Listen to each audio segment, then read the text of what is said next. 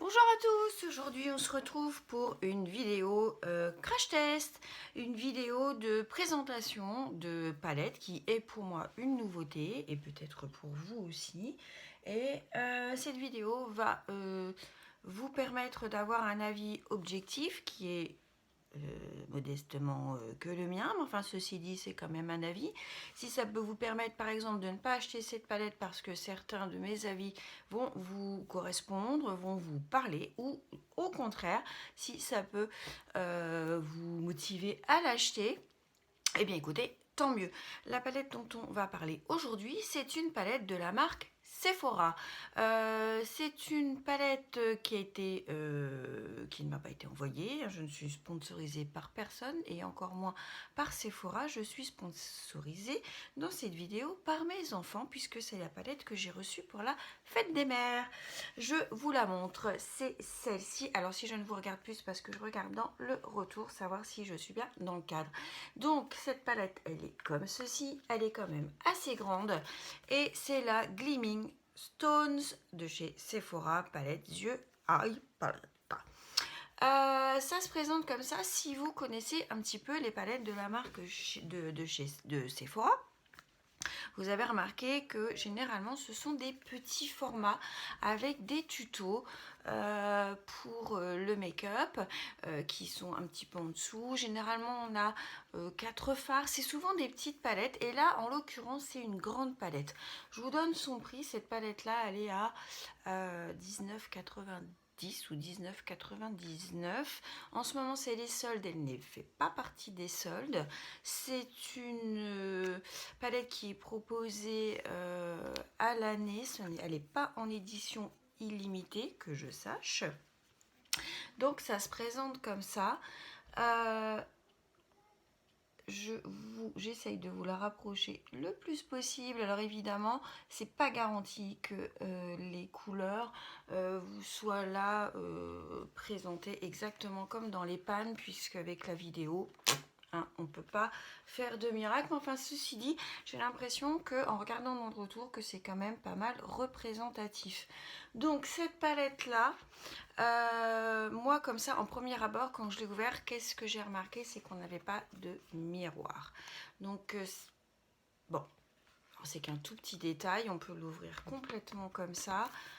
Et elle se referme de façon aimantée, donc du coup il n'y a pas de problème, vous pouvez la plier. En ce qui concerne les fards, on a 1, 2, hop là, 1, 2, 3, 4, 5, 6, 7, vous avez 14 fards et le 15e qui est un grand fard blanc mat qui est ici. La matière se trouve être en plastique, le rose, et le reste est en carton. En ce qui concerne les fards, ils sont nominés. Donc il y a des gens qui tiennent beaucoup à ce que les fards soient nominés sur les palettes. Moi personnellement, j'en ai rien à carrer. Qui s'appelle un tel ou un tel, j'en ai rien à carrer. Je sais qu'il y a pour qui des gens c'est important. Pour moi, je m'en contrefous. Le principal, c'est la qualité des fards et ce que j'en fais. Alors, pourquoi ils ont mis un grand fard blanc comme ça? Je sais pas pourquoi il est grand comme ça. C'est le seul qui est nommé base yeux eye primer. Les autres, ils ont des noms, c'est-à-dire Amber, Charm, Azurite, Moonstone, Facet, Diamond, Eternal. Et celui-là, base pour les yeux, il est écrit en français et en dessous eye primer. Donc en fin de compte, c'est le fard que vous devez utiliser pour mettre donc juste après votre base liquide, votre base pour les yeux, vous poudrez avec ce fard là et qui peut vous servir aussi pour éclaircir le dessous, votre arcade sourcilière, le dessous de votre sourcil. Est-ce qu'il était nécessaire qu'il soit si grand que ça? Je sais pas. Moi je le trouve, je vais vous faire des swatchs de toute façon, moi je le trouve un petit peu blanc parce que moi généralement je poudre ma paupière avec une teinte qui va être plus comme celle-ci, vous voyez, du teint, de la couleur de mon teint. Donc moi je vais plus utiliser ce genre de choses pour éclaircir le dessous de mon sourcil.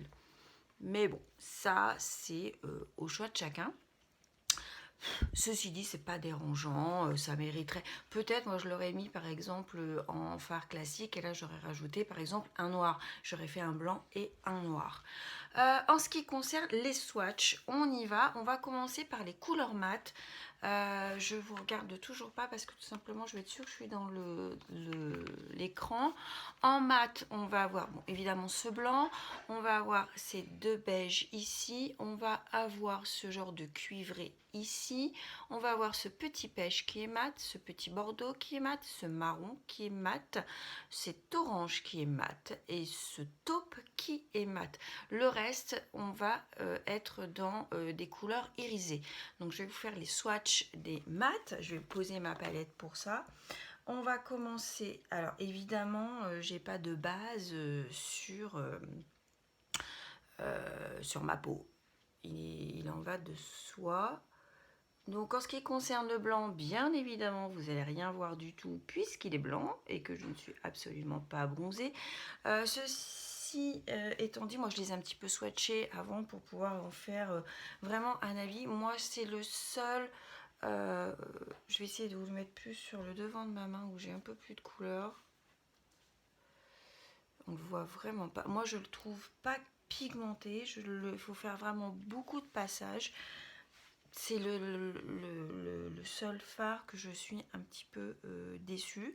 Par contre, il marche très très bien si vous humidifiez un petit peu votre pinceau pour le dessous du sourcil, comme je vous disais. Donc, on y va avec les autres swatchs. On y va sur Amber. Je vais...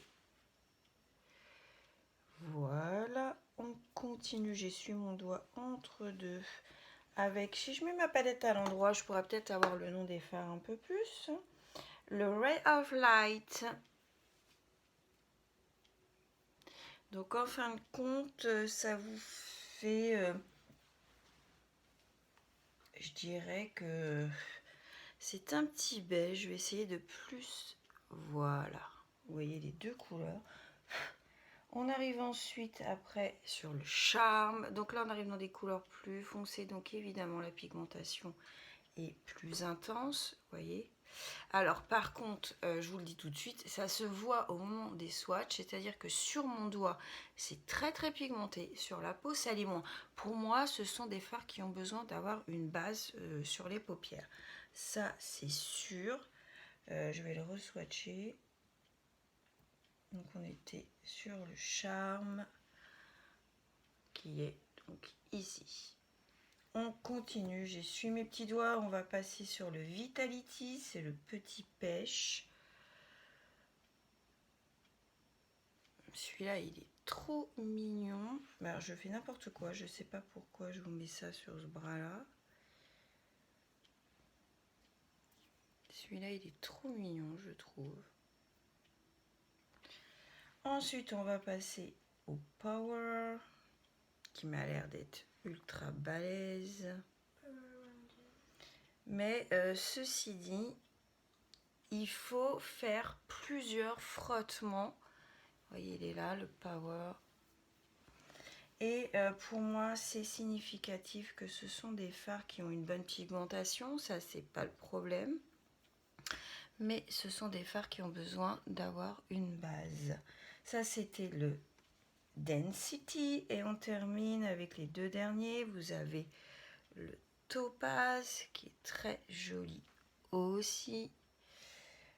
Et on finit par le petit taupe qui va se trouver ici. Et il est là. Alors du coup, je vous remontre ce que je vous ai présenté. Donc le petit taupe que je viens de faire, il est là.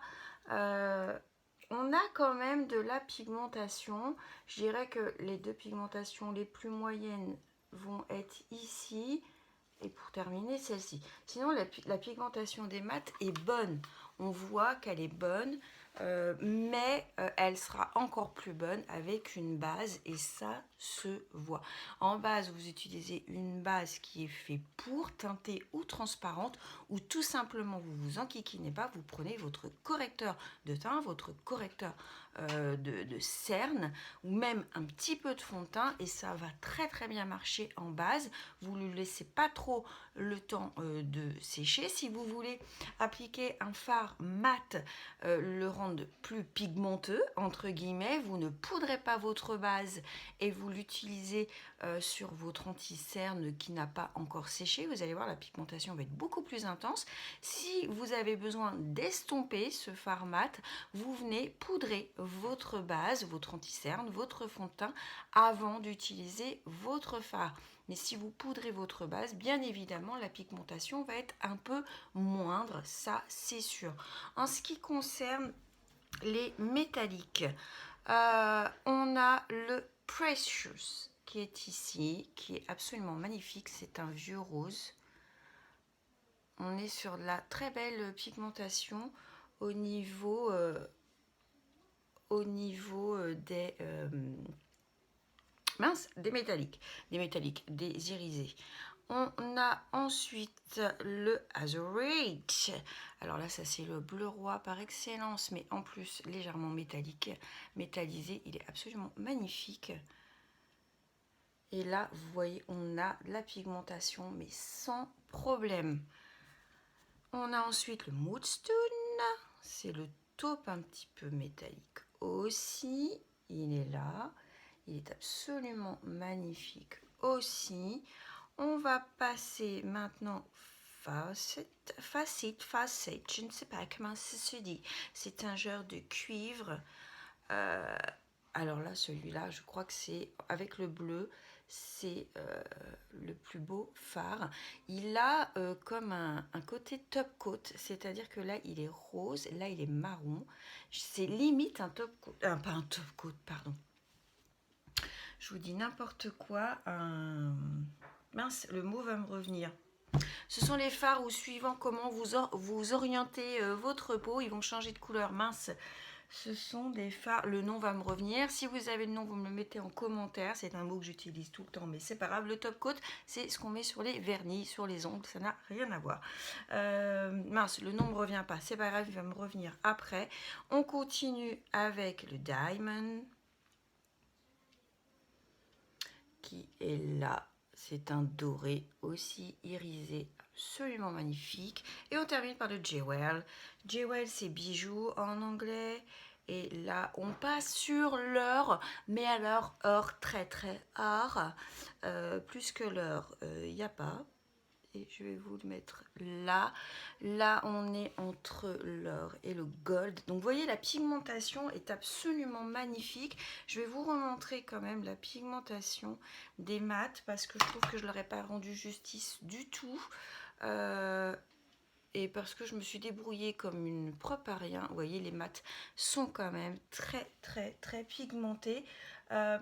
Sauf, je dirais, un petit peu moins les couleurs claires, un petit peu moins pigmentées, mais enfin on est quand même, et il faut se le dire, sur une palette qui a 15 fards et qui est à 19,90 €. Donc on ne peut pas lui demander non plus d'avoir la pigmentation d'une palette d'Anastasia ou de ou une palette, qu'est-ce qu'il y a les meilleurs fards, moi j'adore, c'est les fards d'Anastasia et bien sûr j'adore les, alors je trouve les palettes certaines palettes d'Urban Decay, pas tous, avec une qualité de fard exceptionnelle. Les qualités de fard de Juvia's Place sont exceptionnelles. Bref, pardon, on s'en va, on dérive. Ce que je veux dire, c'est que pour 19,90 €, la palette de 15 fards, sachant que au niveau du grammage, mes chéris, on est sur...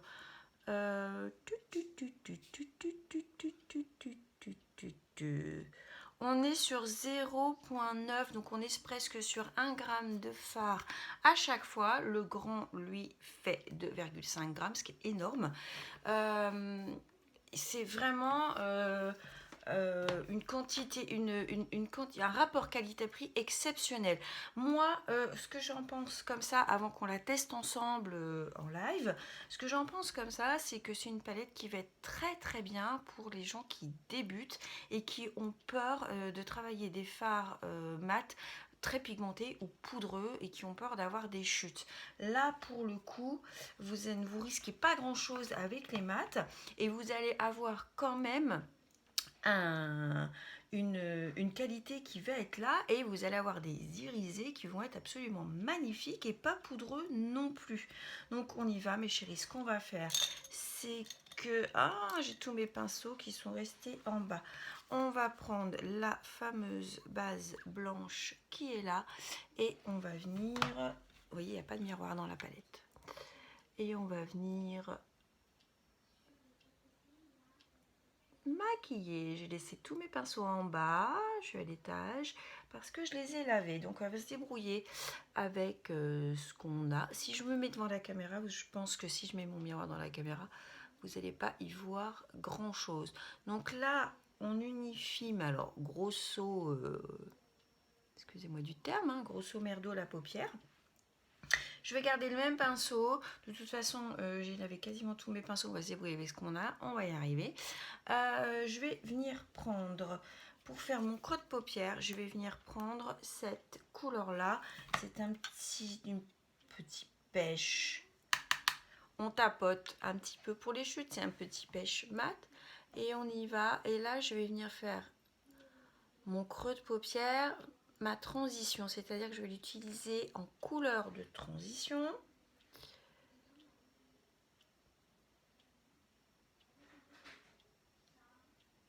Et là, je viens bien estomper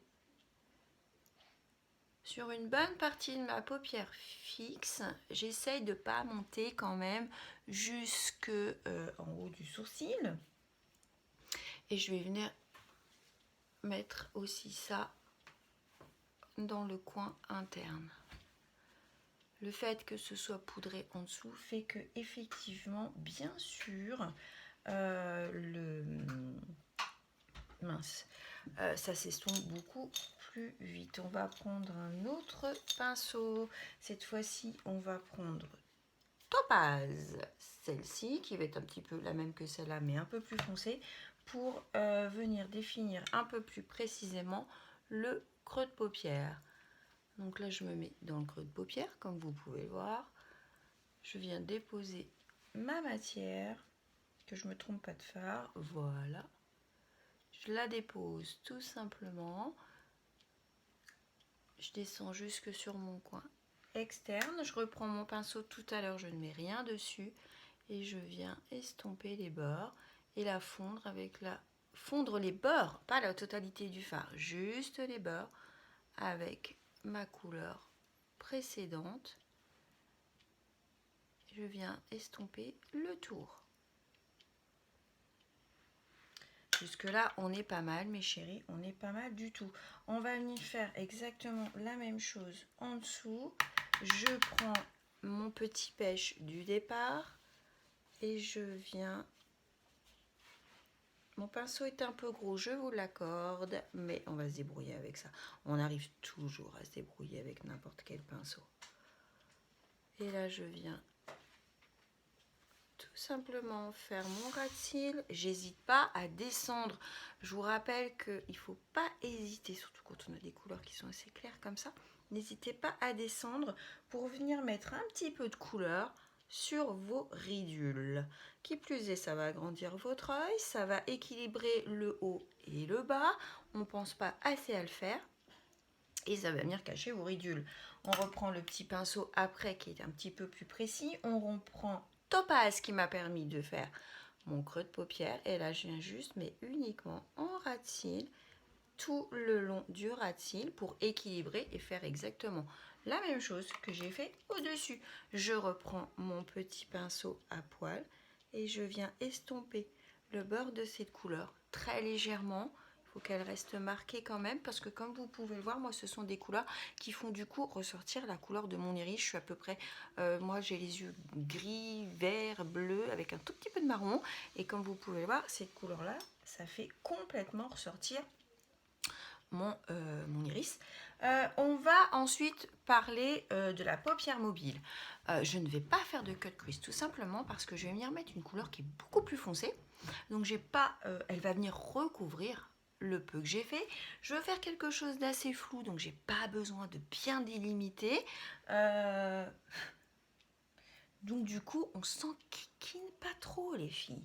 On fait un cut crease quand vraiment on veut venir mettre une couleur particulière, beaucoup plus claire qu'on a mis ici et qu'on a besoin de faire ressortir le pigment. Là, on fait le cut crease.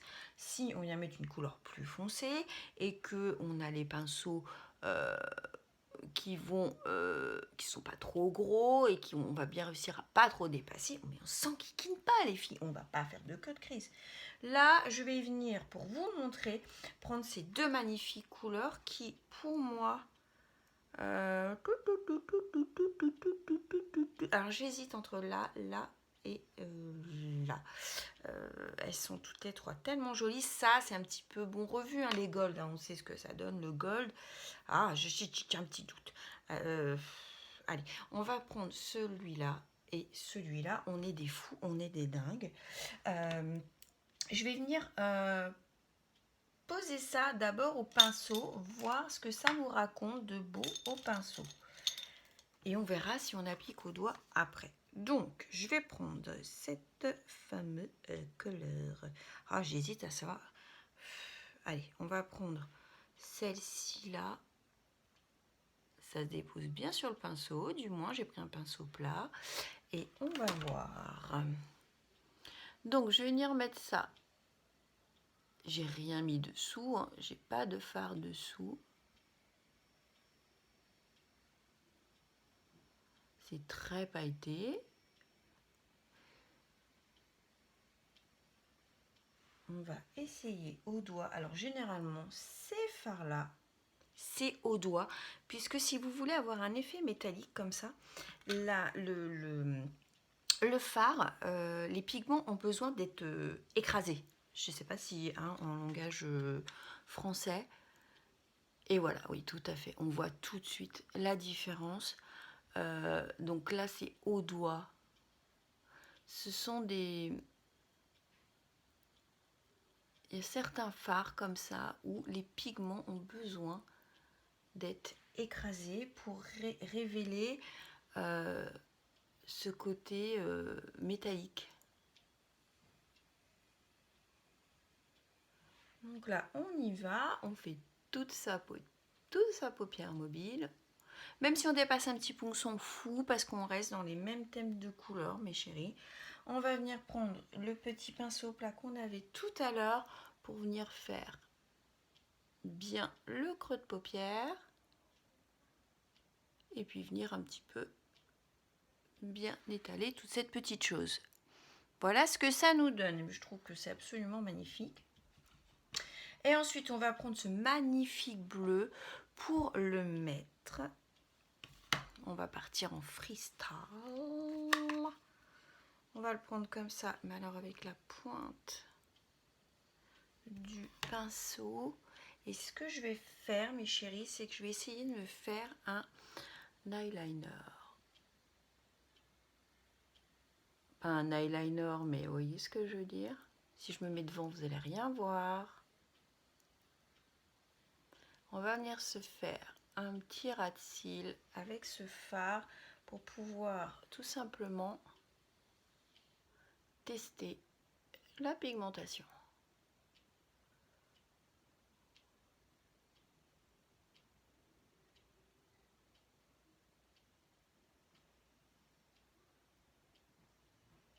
On l'estompe un petit peu. Je vais pas faire tout l'œil, je vais juste faire le coin.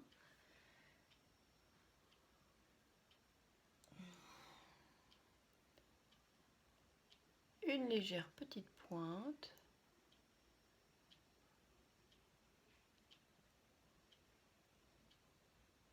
Eh bien, je trouve en toute honnêteté que la pigmentation est excellente. Je vais vous montrer de beaucoup plus près après. C'est le cas de le dire, mais là, moi, je le vois de près. Alors, évidemment, moi, j'ai fait quelque chose de léger. Hein. Je vais prendre un petit pinceau comme ça.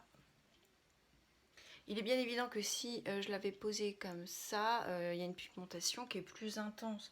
Là, on reste sur un